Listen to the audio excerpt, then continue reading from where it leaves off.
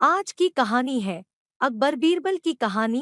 3 प्रश्न। अकबर जानते थे कि बीरबल के पास हर सवाल का जवाब है और वो बीरबल की बुद्धिमत्ता से भी काफी प्रभावित थे। फिर भी वो समय समय पर उसे परखते रहते थे और अपने मन में आए सवालों के जवाब मांगते रहते थे।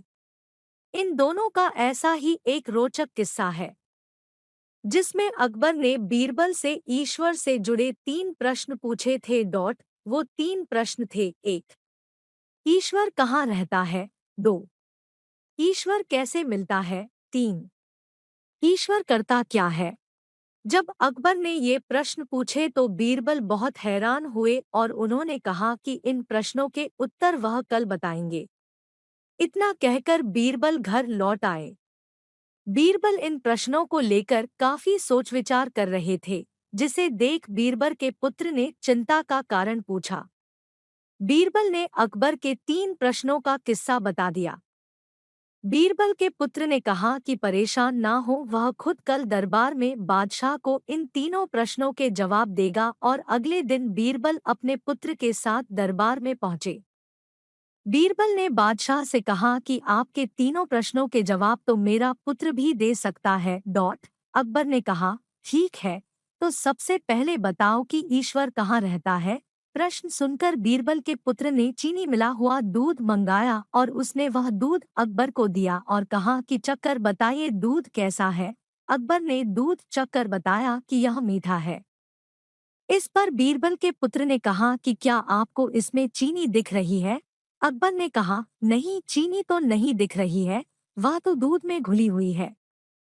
बीरबल के पुत्र ने कहा, जहांपना, ठीक इसी तरह ईश्वर भी संसार की हर चीज में घुला हुआ है, लेकिन दूध में घुली हुई चीनी की तरह दिखाई नहीं देता है।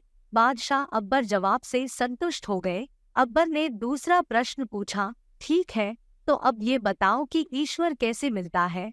इस प्रश्न का जवाब देने के लिए बीरबल के पुत्र ने इस बार दही मंगवाया और अकबर को दही देते हुए कहा, जहांपनाह, क्या आपको इसमें मक्खन दिखाई दे रहा है?